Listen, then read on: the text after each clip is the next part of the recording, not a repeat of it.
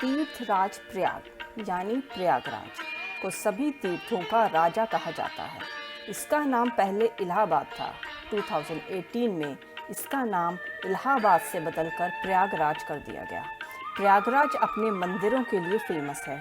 यह एक प्राचीन शहर है जहां बहुत पौराणिक और सिद्ध मंदिर हैं, जहां दर्शन के लिए पूरी दुनिया से लोग आते हैं।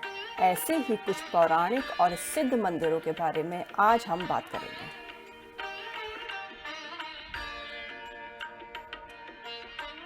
लेटे हनुमान मंदिर संगम तट के किनारे बसा इस पौराणिक मंदिर को लेटे हनुमान जी या बांध वाले हनुमान जी के नाम से भी जाना जाता है। यहाँ हनुमान जी की लेटी हुई प्रतिमा है। कहते हैं कि एक समय हनुमान जी की प्रतिमा अचानक गंगा जी में प्रकट हुई थी। तब कुछ लोग उस प्रतिमा को कहीं और स्थापित करने के लिए लेके जाने लगे, लेकिन रास्ते में ही उनके हाथ से वह प्रतिमा फिसल गई और नीचे गिर गई और वहीं स्थापित हो गई।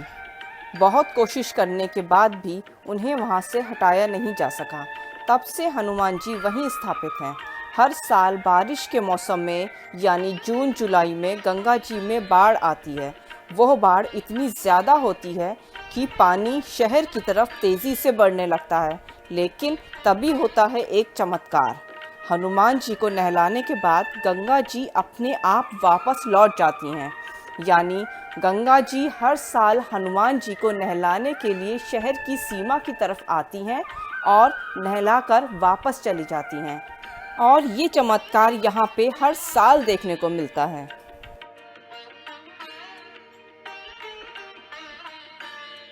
अक्षय वट प्रयागराज के संगम तट के किनारे अकबर का किला है।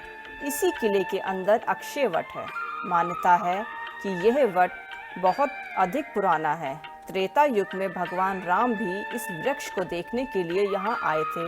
उन्होंने इस वृक्ष की छाया में विश्राम भी किया था। कहते हैं यह वृक्ष कभी भी नष्ट नहीं होगा। प्रलय के समय जब सारी पृथ्वी जल में डूब जाएगी, तब भी ये वट का वृक्ष बच जाएगा। इसी वट के वृक्ष के चारों ओर अकबर ने यह किला 1583 में बनवाया था। यह किला यमुना नदी पे बना हुआ है। यहाँ श्रद्धालु बहुत अधिक संख्या में आते हैं और किले के अंदर बने मंदिर में दर्शन करते हैं। ऐसा माना जाता है कि इस वृक्ष की परिक्रमा करने से पूरे विश्व की परिक्रमा हो जाती है। इसके जड़ का दर्शन करना और भी अच्छा माना जाता है, जिसके लिए एक सुरंग से होकर के पातालपुरी जाना होता है। हिंदुओं के अलावा जैन और बौद्ध भी इस वृक्ष की महानता को मानते हैं।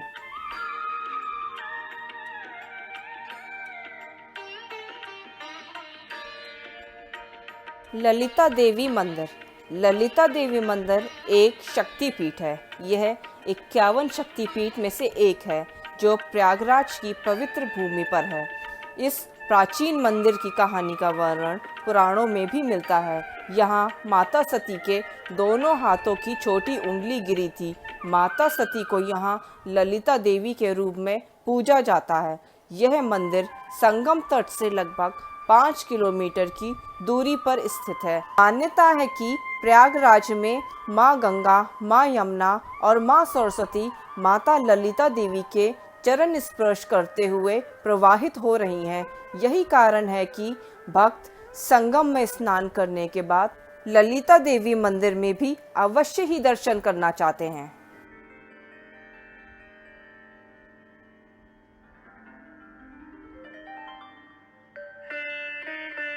आलोपी देवी मंदिर आलोपी देवी मंदिर प्रयागराज के आलोपी बाग में स्थित है। यह एक शक्ति पीठ है। पुराणों के अनुसार यहाँ माता सती का दाहिने हाथ का पंजा एक कुंड में गिरकर लुप्त हो गया था। यह मंदिर माँ शक्ति के प्रमुख शक्तिपीठ में से एक माना जाता है। इस मंदिर को आलोपी शंकरी के नाम से भी जाना जाता है। इस मंदिर में देवी की कोई भी मूर्ति नहीं है। ना सिर्फ देवी की, बल्कि यहाँ पर किसी भी देवी देवता की कोई भी मूर्ति नहीं है। मंदिर के बीच में एक चबूतरा है जहाँ पे ऊपर से नीचे लटकने वाला एक झूला है। झूले के नीचे एक कुंड बना हुआ है। झूले को लाल रंग के कपड़े से ढक कर रखा जाता है। कुंड के पानी को बहुत सी चमत्कारी शक्तियों वाला माना जाता है। यहाँ पे भक्त इसी झूले के दर्शन करने आते हैं। यहाँ माता सती का अंगूठा गिरकर अदृश्य हो गया था, इसीलिए इस मंदिर का नाम आलोपी देवी मंदिर पड़ गया। यहाँ पे देवी को अदृश्य रूप में पूजा जाता है। भक्त यहाँ झूले की परिक्रमा करते हैं और मन्नत मांगते हैं।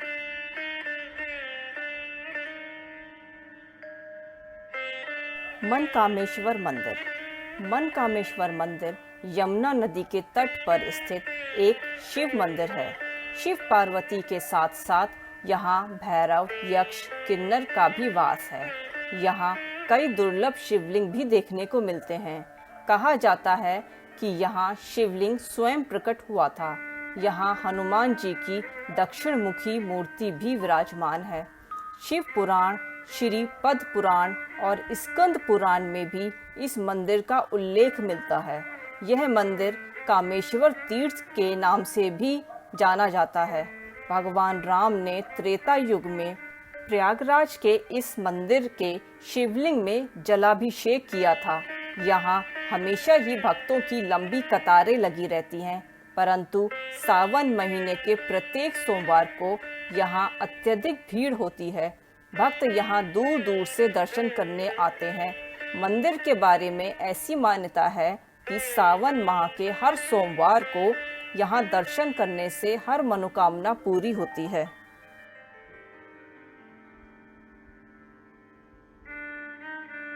पंचमुखी महादेव मंदिर।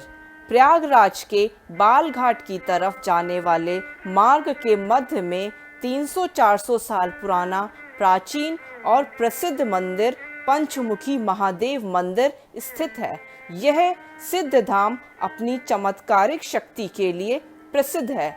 वैसे तो यहाँ हमेशा ही भक्तों की भीड़ रहती है, परंतु मान्यता है कि यहाँ के शिवलिंग में अगर पूरे सावन मास पूजा करी जाती है तो चमत्कारिक रूप से सभी मनोकामनाएं पूरी होती हैं। यहाँ भक्त संतान की प्राप्ति की इच्छा से बहुत अधिक संख्या में आते हैं। बताया जाता है कि यहाँ मंदिर के अंदर पंचमुखी महादेव का निवास है। यहाँ के शिवलिंग लगातार आकार में बढ़ते जा रहे हैं। स्थानीय लोग बताते हैं कि कई 100 साल पहले यहाँ की पिंडी का आकार जामुन के बराबर हुआ करता था, लेकिन अब इसका आकार पहले से काफ़ी ज़्यादा बढ़ चुका है और आज भी इसका आकार बढ़ता जा रहा है। अगर आप कभी भी प्रयागराज जाते हैं तो इस चमत्कारिक भव्य मंदिर के दर्शन अवश्य करें।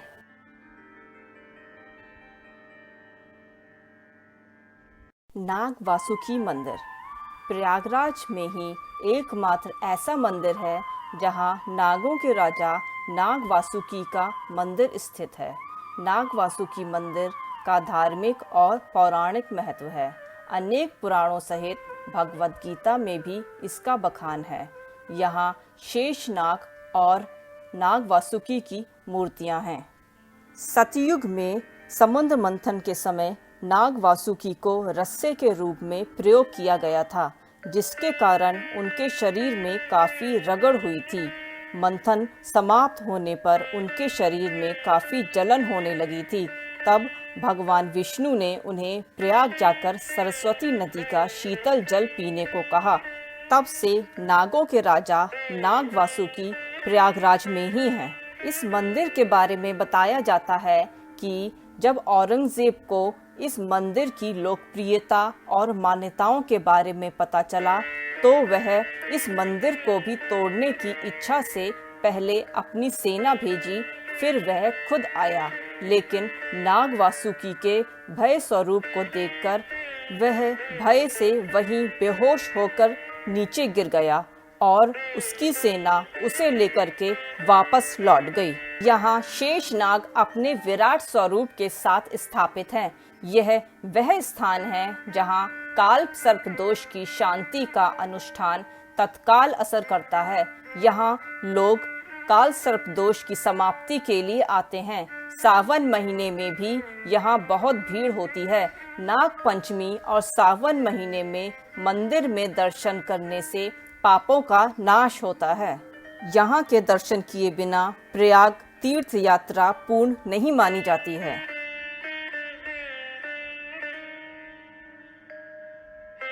कल्याणी देवी मंदिर।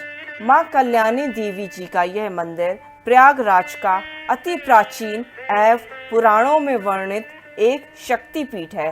पुराणों के अनुसार त्रेता युग में माता के इस पीठ में 32 अंगुल ऊंची प्रतिमा की स्थापना की गई थी।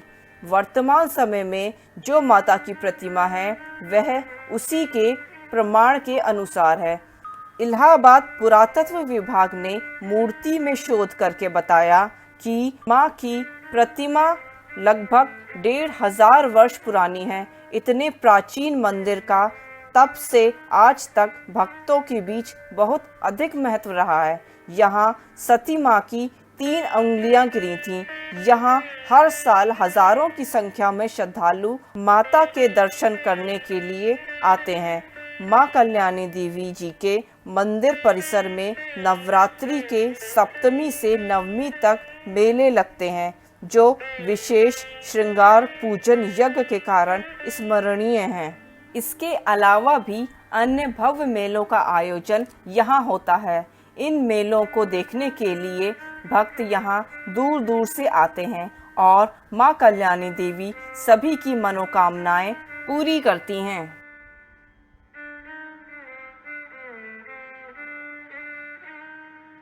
बड़े हनुमान मंदिर। शहर प्रयागराज के बीचों बीच सबसे व्यस्त जगहों में से एक जगह सिविल लाइंस में स्थित यह बड़े हनुमान मंदिर बहुत ही बड़ा और शानदार बना हुआ है। यहाँ भक्तों की भीड़ हमेशा ही रहती है। यह एक अलौकिक जगह है जहाँ भक्तों को आकर अत्यंत ही आनंद की अनुभूति होती है और यहाँ मन्नत मांगने से उनकी हर मनोकामना पूर्ण होती है। इस मंदिर की कलाकारी और सुंदरता सभी के मन को मोह लेती है। यह एक हनुमान मंदिर तो है ही, साथ ही यहाँ पर राम, सीता और राधा कृष्ण की भी सुंदर मूर्तियाँ स्थापित है। यहाँ 11 शिवलिंग हैं और पूरा शिव परिवार विद्यमान है। माँ सरस्वती और माँ दुर्गा अपने आशीर्वाद से भक्तों की मनोकामना को पूरा करते हैं। शहर के बीचों बीच यह एक बड़ा मंदिर होने के कारण यहाँ पहुँचना बहुत आसान है और यहाँ हमेशा भक्तों की भीड़ रहती है।